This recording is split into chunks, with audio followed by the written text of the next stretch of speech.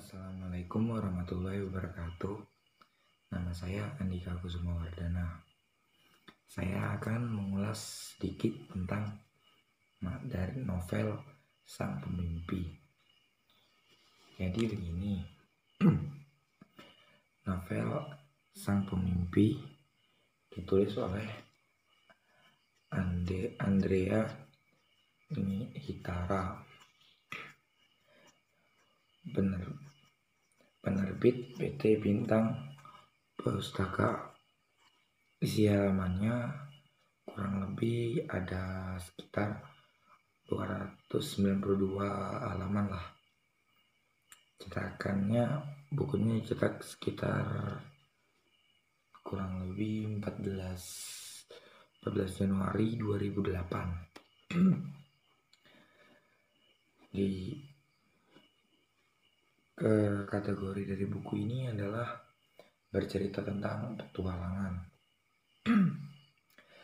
Teksnya menggunakan bahasa Indonesia sehingga mudah dipahami untuk para pembaca-pembacanya. ISBN-nya 973306294. Latar belakang si pengarang itu adalah Andrea Hitara, lahir di Balitung. Meskipun di Balitung dia berjurusan ekonomi dalam kuliahnya, namun dia sangat menyukai fisika dan biologi dan juga sastra Indonesia tentunya. Andrea belajar di Universitas Indonesia. Karena kepintarannya, ia pun mendapat beasiswa berkuliah di luar negeri, tepatnya di negara Paris. Sinopsis dari buku ini. Ada tiga orang pemimpi yang bernama Ikal, Aral, dan Jimron. Mereka adalah anak angkat dari seorang pendeta. Karena mereka bertiga diangkat oleh pendeta sebagai anak karena mereka adalah anak yang sudah yatim piatu sejak lahir, alias dari kecil, karena pendetanya tidak tega melihat mereka hidup sebatang kara. Ikal dan Haral sangat pandai di sekolah. Mereka selalu mendapatkan peringkat 5 besar. Berbeda dengan Jimron yang selalu berada di posisi agak jauh dari yang lain, agak jauh sekali bahkan sama Aral dan Ikal. Jimron biasanya berposisi peringkat 78, sedangkan semua siswanya ada 160.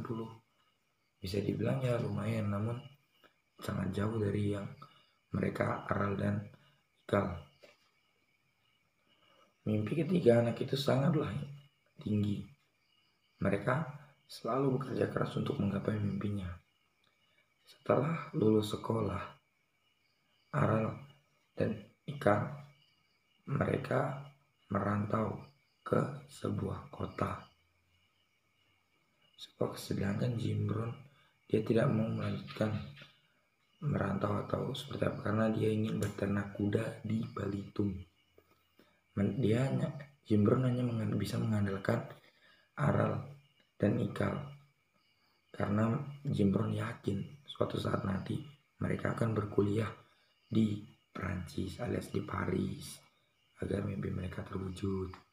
Yang lama berikutnya akhirnya Aral dan Ikal mereka itu diterima bersekolah atau melanjutkan sekolahnya di Universitas Paris, dan akhirnya tujuan mereka untuk mimpi bersekolah di Prancis atau di Paris itu terwujud. Akhirnya impian mereka sejak dulu tercapai hingga saat ini. Kelebihan dari buku ini karena dalam cerita di buku ini atau di novel ini banyak sekali mengajarkan kita untuk hal-hal yang baik. Ada pepatah yang mengatakan bermimpilah setinggi langit, dan mereka mewujudkan mimpi tersebut dengan usaha mereka. Mereka sangat gigih dalam menggapai mimpinya, selalu berusaha dan bekerja keras, selalu belajar dan belajar agar mimpi mereka tetap terwujud. Kelemahan buku ini sebenarnya, kalau kelemahannya, buku ini gak punya kelemahan ya, karena sang penulis itu pintar mengatur seperti isi, alur, amanat, dan semuanya itu ditata dengan rapi dan bagus. Saya rasa di buku ini atau di novel ini kekurangannya tidak ada sama sekali.